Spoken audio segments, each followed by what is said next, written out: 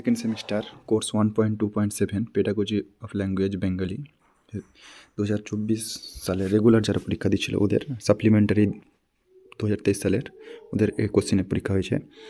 সময় ছিল 1 ঘন্টা 30 মিনিট, ফুল মার্ক ছিল 35।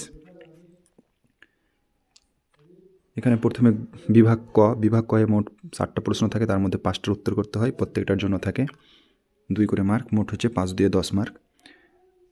এখানে প্রথম প্রশ্ন 1-এর ক নম্বর, শিক্ষাক্ষেত্রে মাতৃভাষার শিক্ষার 2টি গুরুত্ব উল্লেখ করুন। 1-এর খ নম্বর, বাংলা ভাষা ও উপভাষার 2টি পার্থক্য লিখুন। 1-এর গ নম্বর, সরব পাঠের 2টি অসুবিধা উল্লেখ করুন। 1-এর ঘ নম্বর, বাংলা বানান ভুলের 2টি কারণ উল্লেখ করুন। 1-এর ও নম্বর, কথনের প্রকার ভেদগুলি লিখুন। 1-এর চ নম্বর, গদ্য পাঠদানের 2টি উদ্দেশ্য লিখুন। 1-এর ছ নম্বর, সহযোগী পাঠ্যপুস্তকের 2টি প্রয়োজনীয়তা লিখুন। এরপরে বিভাগ খয়ে মোট 5টা প্রশ্ন থাকছে, তার মধ্যে 3টার উত্তর করতে হবে, 3টার জন্য থাকে 15 মার্ক, 5 3 15 মার্ক। তো এখানে প্রথম প্রশ্ন 2 নম্বর দাগে, মাধ্যমিক স্তরে বাংলা ভাষা শিখনের উদ্দেশ্য সমূহ আলোচনা করুন। 3 নম্বর, আদর্শ বাংলা শিখন নকশার ধাপগুলির পরিচয় দিন। 4 নম্বর, ভাষা গবেষণাগারে পরিকল্পনা ও ব্যবহার পদ্ধতি আলোচনা করুন।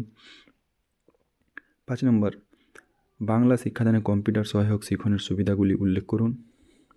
6 নম্বর, মাতৃভাষা ও সাহিত্য শিক্ষণ সম্পদ হিসেবে চার্ট ও মডেলের গুরুত্ব আলোচনা করুন।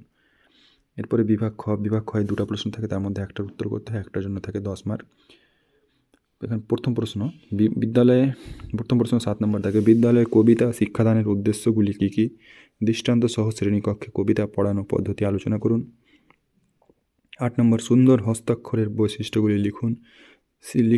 লিখন দক্ষতা বিকাশের শিক্ষকের ভূমিকা সম্বন্ধে বিশদে আলোচনা করুন।